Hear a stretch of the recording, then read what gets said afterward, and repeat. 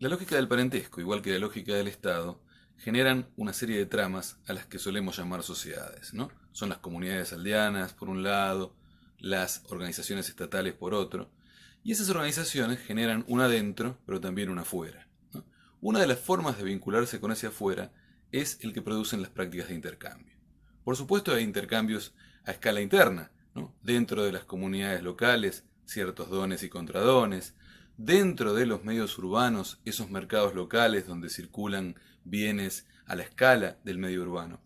Pero hacia afuera de estas tramas, hacia afuera de la lógica del parentesco, hacia afuera del Estado, aparecen también espacios más amplios desde donde proceden bienes a las comunidades en tiempos no estatales o a los estados en tiempos en que aparece la lógica estatal. Veamos este tipo de situaciones tanto en tiempos no estatales como en tiempos estatales. Las comunidades aldeanas de tiempos anteriores a la aparición del Estado ya se encontraban en contacto con su exterior a través de vínculos de intercambio. En este caso, por ejemplo, podemos ver en los ajuares funerarios de cementerios del Alto Egipto una serie de estatuillas, una en este caso de marfil, otra de hueso con incrustaciones de lapislázuli. Y es interesante porque el marfil procede del sur, por lo menos de Nubia, mientras que el lapislázuli procede del lejano Afganistán, desde donde debió haber procedido a través de diversas intermediaciones. En este otro caso, tenemos un collar del norte de Mesopotamia, que contiene obsidiana procedente de Anatolia y caparazones de moluscos procedentes del Golfo Pérsico, lo que implica también entonces una circulación de bienes de gran escala en este tipo de sociedades no estatales. Por supuesto, una vez que aparece el Estado, la escala y la potencia de este tipo de redes de intercambio aumenta en función de las demandas de las élites estatales, así como de la capacidad logística de los Estados. Es interesante, de hecho, que las iniciales expansiones de los Estados, tanto la del Alto Egipto en términos políticos hacia el norte y en términos de gravitación económica, cultural y política hacia el sur del Levante y el norte de Nubia, sigue las vías de intercambio del mismo modo que en Mesopotamia la influencia que Uruk ejerce sobre espacios mucho más amplios que el del hinterland de la ciudad implica una serie de transformaciones que tienen lugar en un arco que va desde Siria al norte de Mesopotamia y la meseta irania, donde aparecen una serie de sitios en donde se registra cierta presencia cultural o incluso en términos de colonos procedentes de Uruk, que seguramente podrían haber obtenido en esos sitios el tipo de materias primas que carecía la Baja Mesopotamia, como maderas, piedras duras, metales, que circularían luego hacia la región de la Baja Mesopotamia. Por supuesto, como les decía, una vez que los estados surgen, las redes de intercambio se potencian. Un nivel de este tipo de relaciones de intercambio entre estados es el que podemos apreciar en los intercambios entre reyes. Por ejemplo, la correspondencia de la Marna, de tiempos del Reino Nuevo en Egipto, presenta una serie de cartas entre reyes de rango equivalente, en donde se intercambian regalos a la manera de dones y contradones, pero que implica de hecho una práctica ligada a la circulación de bienes. En este caso hay una carta de la Marna en donde un rey de Babilonia le reclama al rey egipcio que le envíe más oro del que le ha enviado, y él le dice a su vez que ha enviado lapislázuli y 5 equipos de caballos para carrozas al rey de Egipto. Por otra parte, los estados tienen capacidades, variando por supuesto en función de las situaciones específicas, para enviar expediciones más allá del territorio controlado. En este caso, por ejemplo, vemos a Jerjuf, un funcionario de finales del reino antiguo en Egipto, que organiza una expedición hacia el sur, hacia el país de Yam, probablemente en la región de Etiopía o en regiones más al sur de las que el Valle del Nilo controlaba,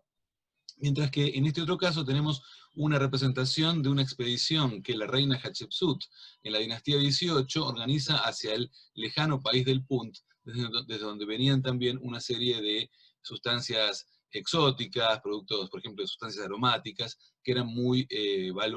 valiosas para la corte egipcia. Ahora, no solamente los estados intervienen hacia afuera, en otros contextos vemos que poblaciones procedentes del exterior de Egipto podían ingresar a Egipto para ofrecer sus productos. Vemos en este caso superior una representación donde dos funcionarios egipcios aparecen precediendo un grupo, representados con la iconografía egipcia, pero si ustedes observan el tipo de vestimentas o el hecho de que avanzan con asnos y que llevan una serie de bienes, tanto en los lomos de los asnos como, en este caso, estos personajes que traen una serie de animales salvajes, y además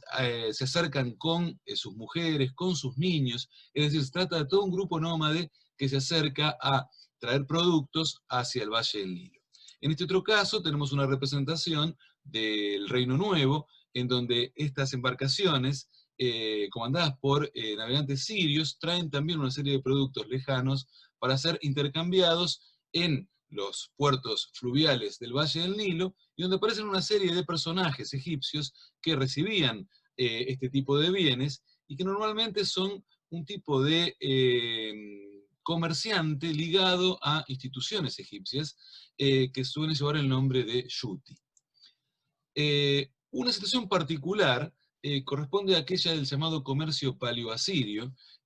un tipo de circulación de bienes que tiene su epicentro en la ciudad capital de los asirios del segundo milenio, Asur, y el otro núcleo fundamental en un puerto de comercio en Anatolia, denominado Kanish, donde se asentaban mercaderes asirios. Se obtenía de Anatolia principalmente metales como plata y oro,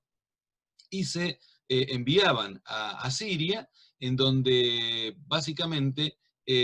Asiria intermediaba a través de Babilonia y de la meseta irania otro tipo de productos como textiles y estaño.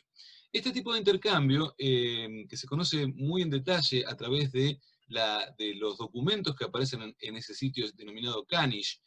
documentos que son textos como este que ven ustedes aquí,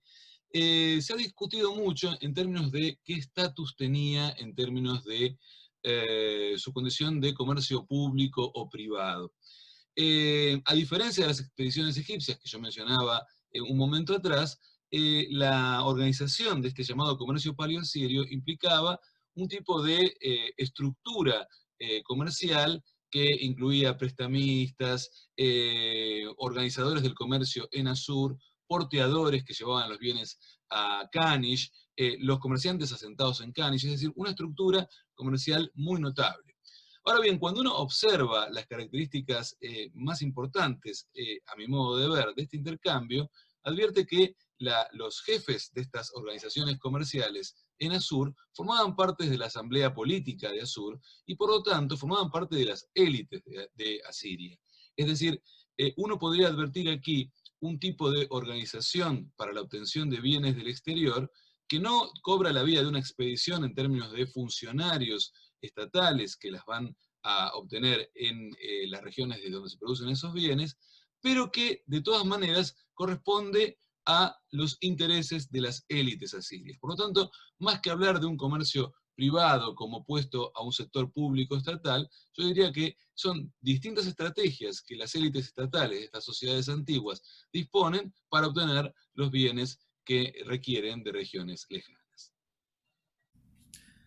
A propósito de esta cuestión del comercio paleoasirio, vale la pena notar el anacronismo de pretender separar un sector público y un sector privado de la economía, como se puede hacer respecto a un análisis del capitalismo. Lo que importa en este tipo de sociedades es que las élites que propulsan este tipo de relaciones de intercambio son esas élites estatales que veníamos de ver en encuentros anteriores.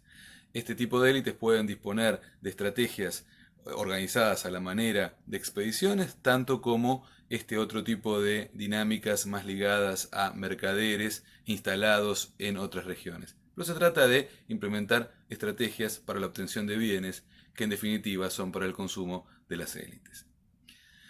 La otra cuestión que quería subrayar sobre el final de este video es el hecho de que los intercambios son uno de los modos en que estas interioridades del parentesco o del Estado tienen para establecer relaciones con su afuera. El otro tipo de relación con el afuera fundamental es la relación política. La guerra, la diplomacia, son aquí las cuestiones que entran en juego de manera más directa. Eso es lo que vamos a ver en los próximos encuentros.